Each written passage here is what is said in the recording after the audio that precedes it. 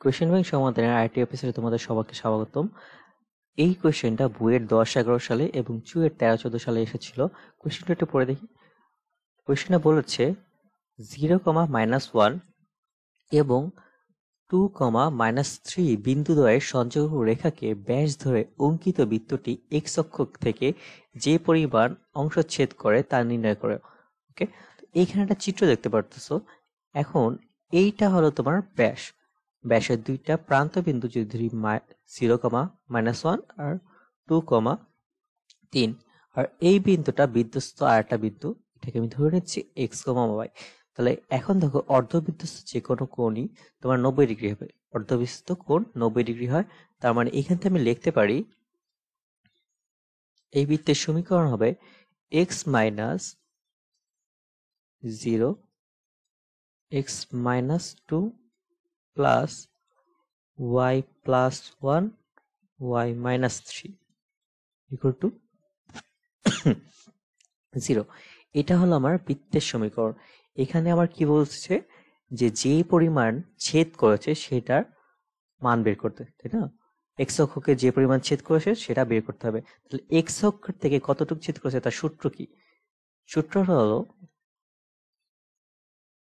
2√g² - c। Clear? তো এখন আমি যদি আইডিয়াল একটা ইকুয়েশন লিখি, x² + y² + 2gx + 2fy + c = 0। ওকে, এটা হলো আমার একটা স্ট্যান্ডার্ড ইকুয়েশন। এখন স্ট্যান্ডার্ড ইকুয়েশন দেখো জি আসলে কি, x একঘাতি যখন থাকবে তার যে সহগটা আছে তার অর্ধেক, একঘাতি x এর যে সহগটা আছে তার অর্ধেকই হবে। তো এখন দেখো আমি চোখ দিয়ে এটা ইকুয়েট করি, তাহলে এখানে শুধু আমি x এর একঘাতিটা নিই, তাহলে x এর একঘাত থেকে -x -2x, এর অর্ধেক কত হবে? অর্ধেক হলো -1।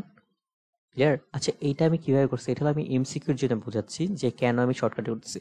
তো x আর x গুণ করলে তো x² হয়ে যাবে, তাই না?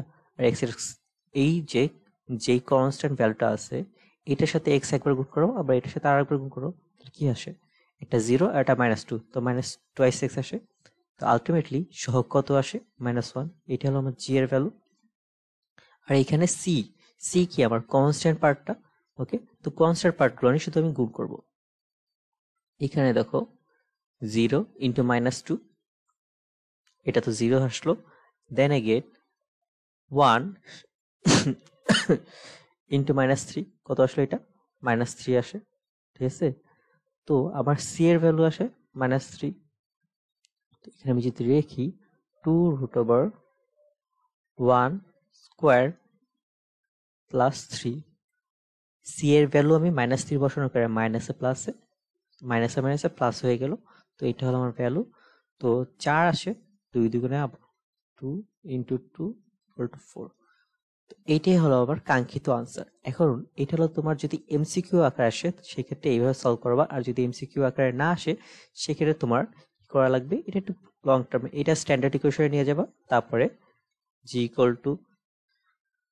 -1 আর c = -3 এটা বের করে তারপরে এই সূত্রটা প্রয়োগ করে দেবা। ইজি না? আচ্ছা, আশা করি কোশ্চেনটা বুঝতে পেরেছো। আজকে এতটুকুই। নেক্সট আরেকটা ভিডিও নিয়ে দেখা